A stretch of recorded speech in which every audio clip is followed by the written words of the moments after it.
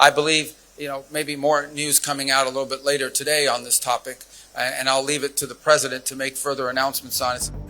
Trump's high-stakes push for a deal with Iran appears to be entering its endgame, as Rubio hints that a breakthrough could come as soon as today. Washington appears to believe a breakthrough may now be within reach, with the next decisive move seemingly resting in Mojtaba's hands. Rubio is signaling that a major development on Iran could be approaching as talks with Tehran enter an especially critical phase. Trump appears to be edging closer to an Iran deal, with Rubio suggesting that some good news may be just around the corner. Iran may be on the verge of sealing what it sees as a wartime victory, while the US military could soon begin stepping back from the conflict zone.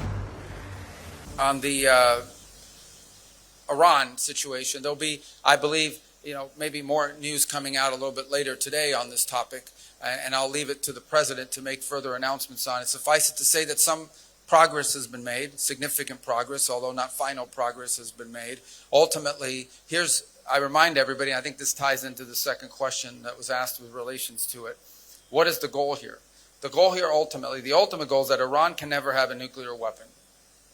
Iran can never possess a nuclear weapon. The president has been clear about that. They will never possess a nuclear weapon, certainly not as long as Donald Trump is president of the United States. Related to that is this issue of the Straits. Okay, this is an international waterway. They don't own it. It's an international waterway, and what they are doing now is basically they are threatening to destroy commercial vessels using an international waterway. That is illegal under any concept of international law that governs us, but it's also if we allowed that to become normal, we would be normalizing an unacceptable status quo and setting a dangerous precedent that could be replicated here in this region and in multiple places around the world. So the desire the president has, his preference, is to find a diplomatic way that these problems can be solved. That's always the president's preference. He would much rather have me and the Department of State solve this problem than the Department of War having to solve this problem. But the problem is going to be solved one way or the other. So we've made some progress over the last 48 hours working with our partners in the Gulf region on an outline that could ultimately, if it succeeds, leave us not just with a completely open straits, and I mean open straits without tolls, and with addressing some of the key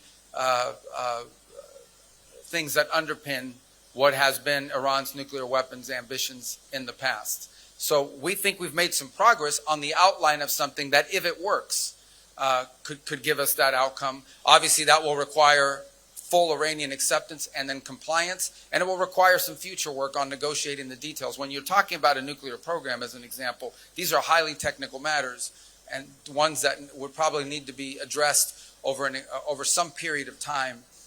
On the issue of benefits that they could get from it and whatever domestic criticisms there may be, I don't think anyone's been tougher on the Iranian nuclear ambition than President Trump. Understand, okay? Again, I don't know what some of these individual comments have been from different sectors of our politics in the United States, but I will say this: there is no one who has been stronger on this issue than President Trump. Okay. Multiple political leaders, multiple presidents of the United States have all said the same thing. Iran cannot have a nuclear weapon. The only one who's tried to do anything and has actually done anything about it in a real way has been President Trump. So his commitment to that principle that they'll never have a nuclear weapon shouldn't be questioned by anybody. And the idea that somehow this president, given everything he's already proven he's willing to do, is going to somehow agree to a deal that ultimately winds up putting Iran in a stronger position when it comes to nuclear ambitions is absurd. That's just not going to happen. But our preference is to address this through a diplomatic means. And that's what we're endeavoring to do here. I think we've made some progress. I'm always cautious when I say that because you can agree to things on paper, they actually have to be implemented. You can agree to things in writing, and then you actually have to go out and do it. And but I do think perhaps there is the possibility that over the next few hours, the world will get some good news, at least with regards to the Straits and with regards to a process that can ultimately leave us where the president wants us to be. And that is a world that no longer has to be in fear or worry about an Iranian nuclear weapon. And so I do think there's some good news on that front, but not final news on that front. But perhaps a little bit later today we'll have more to say. But some progress has been made. I don't want to I don't want to downplay that, but I also want to caveat it by saying we still have some work to do. We'll see.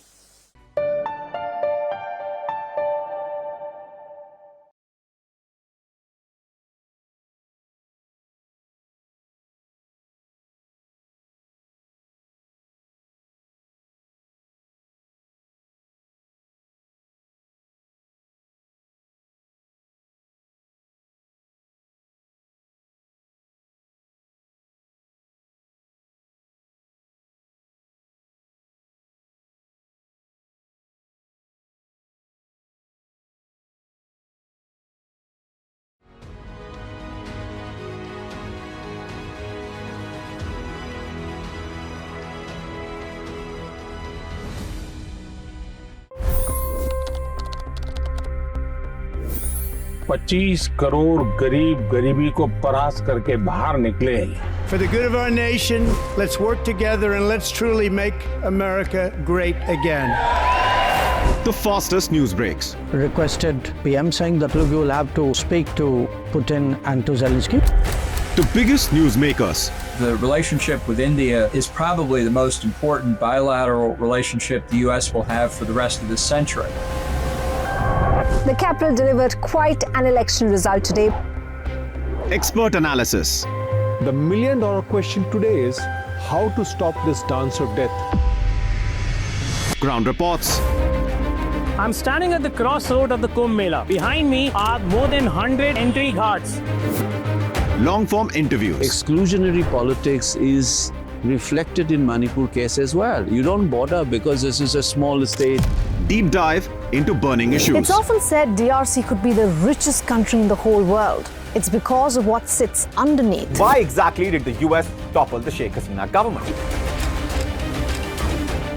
HT videos. We don't just break news, we break it down.